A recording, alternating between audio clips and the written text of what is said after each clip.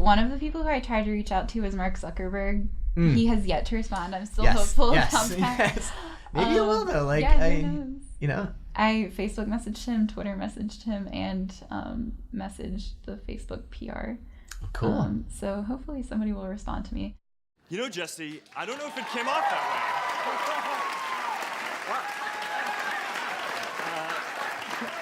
Hi. Thank you for coming here. Wait, have you two not met? way. No. No. Ockberg. Well, I'll be going. Sandberg out.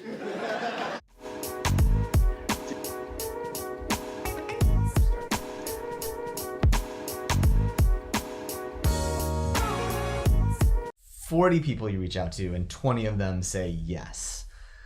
Any ideas why? I definitely wasn't expecting so many people to respond. I'm sure you're like, oh God, this is way more than I thought I have to do. I don't have time for it. Yeah. I used to work at the alumni house at Georgetown, and our job was just to reach out to alumni via cold emails, and my response rate was something around 10%. So I was definitely expecting that not very many people would respond. But I think what was different in this case was what you talked about with the reciprocity aspect of it, where you're not just taking something from them, but you have something to offer. Is there an example of that you can think of, like, this was someone that they had to know that I spent a little time to find this? The guy I talked to yesterday, Ted Aton, was a doctor, and I think he had to know that I had dug pretty deep on the internet to find him, because I found this email of him presenting at a conference that had maybe 100 views on YouTube. Oh, really?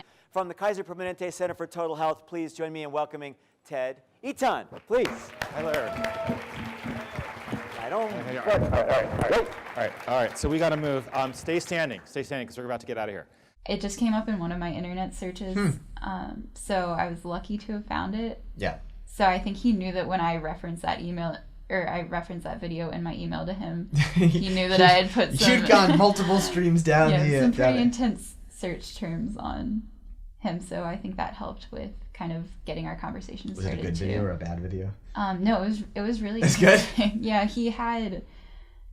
his whole thing is making walking meetings easier for people, and he was trying to prove to all these conference attendees that you could have a walking meeting anywhere. So he took 1,000 conference attendees and got them all to go on a walking meeting together. Really? So that was kind of the video that cool. he did, and it was this live stream of his 1,000 person walking meeting. So that's cool. I'm still amazed that you got 20 of 40. Did you I mean, your tagline or your subject line was pretty was good, right? Like, what did you use again? Mine was walking enthusiasts looking for walking enthusiasts hoping to learn from the best.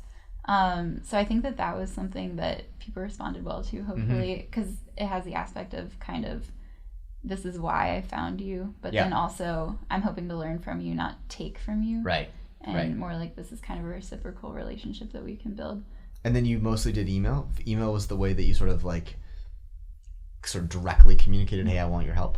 I did a combination between email and LinkedIn. And LinkedIn was really interesting because I think I told you already, there was one guy who I requested to connect with him on LinkedIn. And before I could even send that initial message saying, hey, I'd like to interview you for my book, he emailed me, or he responded to me on LinkedIn and said, really? Yeah, would you like to talk about your book? Like, I'd love to stay in the loop. Awesome. And that was one of those things where I was like, yes. So the move crafting credibility. Yes, exactly. So the having it in your LinkedIn profile with a publisher associated with it, then when he saw you, immediately says, this is not just some fly-by-night ask. There's legitimate piece behind it.